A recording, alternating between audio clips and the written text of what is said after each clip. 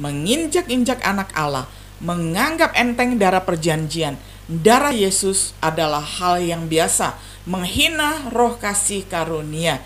Inilah kondisi dosa yang tidak terampuni hari ini.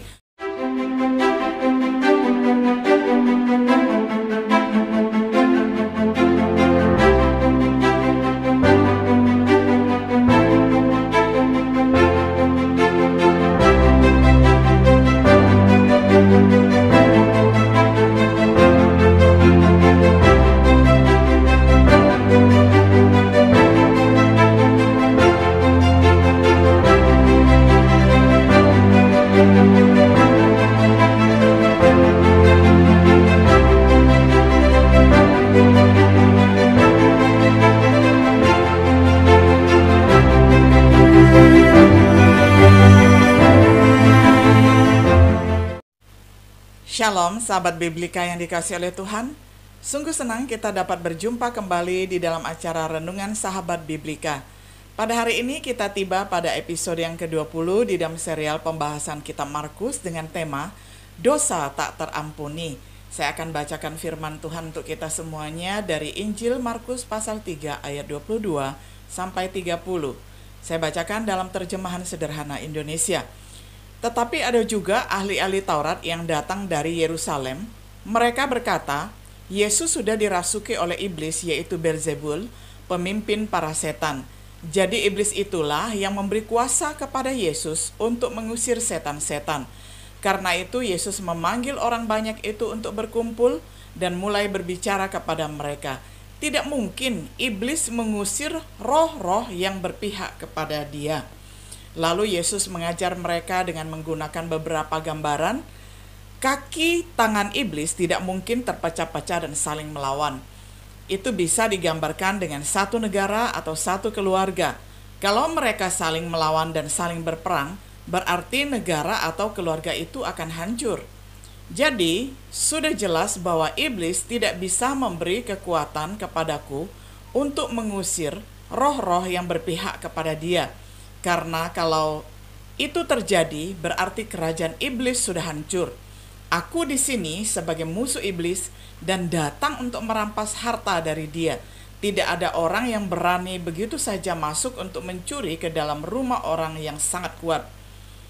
Tetapi sebelum masuk, dia harus lebih dulu mengikat orang yang kuat itu. Baru dia bisa masuk ke rumahnya dan merampas barang-barangnya. Apa yang aku katakan ini benar. Allah bersedia mengampuni segala macam dosa orang-orang, termasuk juga dosa waktu orang menghina dia. Tetapi orang yang menghina Roh Kudus tidak akan pernah diampuni oleh Allah untuk dosa besar itu. Mereka harus menanggung dosa itu sampai selama-lamanya. Yesus berkata begitu karena orang-orang yang sudah menghina dia dengan berkata, Yesus sudah dikuasai oleh roh jahat. Sampai demikian jauh pembacaan firman Tuhan dari Injil Markus 3 ayat 22 sampai 30. Sahabat Biblika yang terkasih, selama pelayanannya di bumi, Yesus menghadapi pertentangan besar dari para tokoh agama oleh orang-orang Farisi dan kelompok teman-teman Raja Herodes yang berencana untuk membunuh dia. Oleh ahli-ahli Taurat dari Yerusalem yang menuduh dia menggunakan kekuatan iblis untuk mengusir setan. Dalam teks kita untuk pelajaran hari ini, Yesus dengan mudah menjawab permasalahan yang dituduhkan kepadanya. Karena setan mengusir setan mengalahkan tujuan setan itu sendiri. Sebaliknya, mengusir setan adalah bagian integral dari kekalahan setan. Pada kesempatan ini, Yesus menyebutkan dosa yang tidak bisa diampuni. Penghujatan terhadap Roh Kudus. Untuk itu tidak ada pengampunan. Kata-kata Yesus ini telah mengganggu banyak orang yang bertanya-tanya, apakah memang demikian melakukan hal ini adalah dosa abadi yang tidak pernah memiliki pengampunan? Mari pertama-tama kita berusaha untuk mengidentifikasi dengan tepat apa itu dosa yang tidak terampuni. Apakah dosa ini? Yesus menggambarkannya sebagai penghujatan terhadap Roh Kudus. Penghujatan adalah berbicara mencela, mencaci, menghujat menurut Thayer.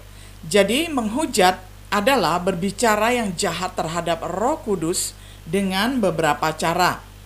Markus mengungkapkan dengan tepat bagaimana mereka berbicara jahat tentang Roh Kudus, karena mereka berkata dia dikuasai oleh roh jahat, dengan mengaitkan kekuatan Yesus untuk mengusir setan dengan Beelzebul ataupun setan.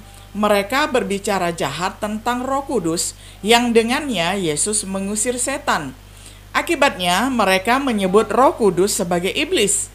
Dengan begitu, perbuatan mereka menyangkal bukti bahwa Yesus benar-benar dari Tuhan.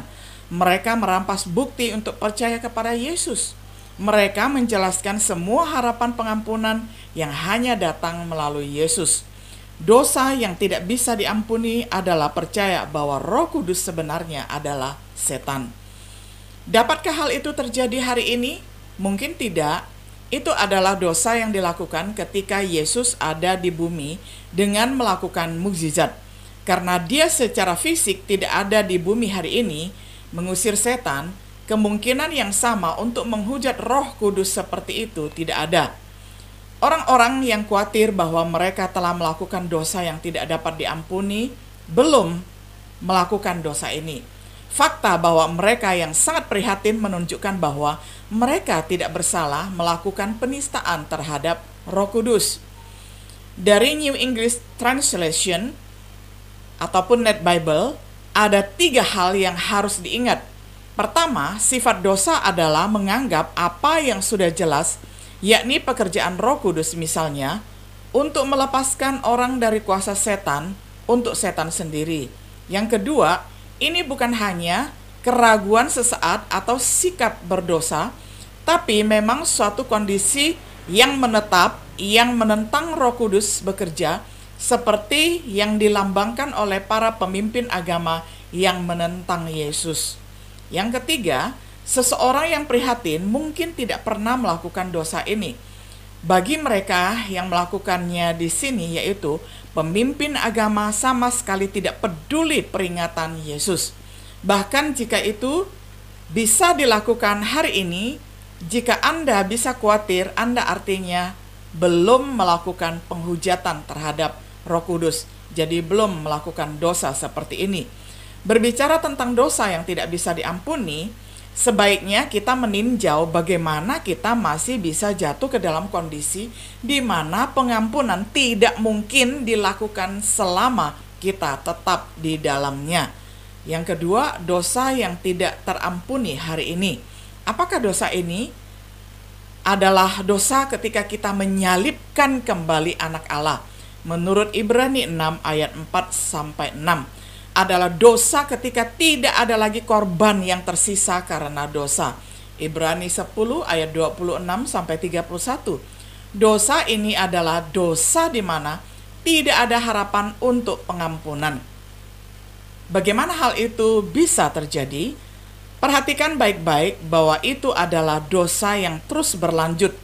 Tanda-tanda dari pemberontakan melawan Tuhan, yakni berkomitmen secara terbuka, berkomitmen secara terus-menerus berbuat dosa, berkomitmen dengan sengaja melawan Tuhan, berkomitmen dengan sengaja. Ini semua diberitakan di dalam surat Ibrani, bisa dibaca ayat-ayat yang sudah tertera.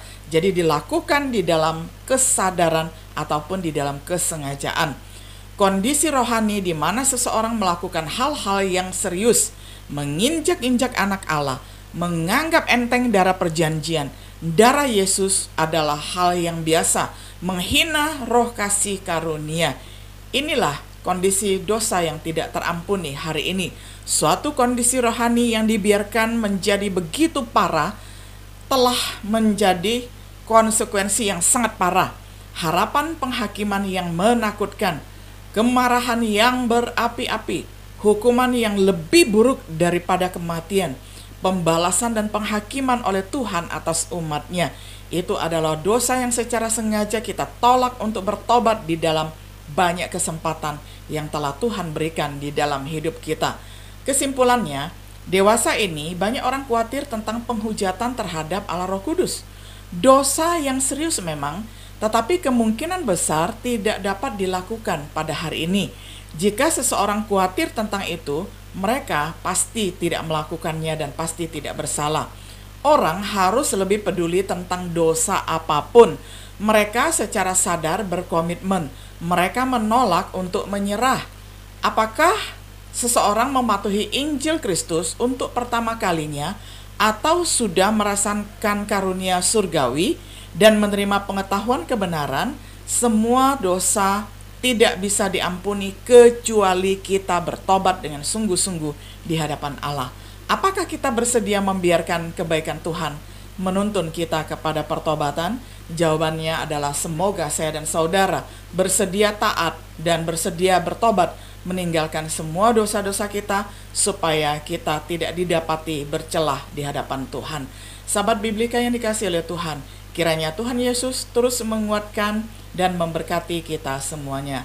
Shalom.